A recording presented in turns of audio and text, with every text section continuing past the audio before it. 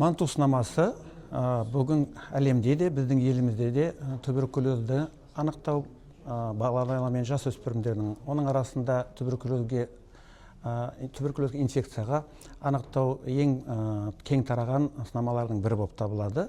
Ол тек қана сынама, терінің ішіне салынады, ешқандай ағзаға зияндығы жоқ. 72 сағаттың ішінде біз ол сынама арқылы балаға болсын, үлкен ересекке болсын, туберкулезге қарсы белсенді түрі бар ма, жоқ па, біріншіден анықтап аламыз. Екіншіден, ағзада туберкулездің таяқшасы бар ма екен.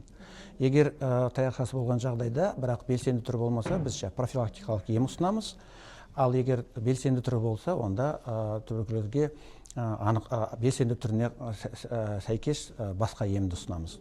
Сол бүгінгі күнде манту сынамасымен қоса АТР сынамасы, ол да теріге салынатын нәрсе.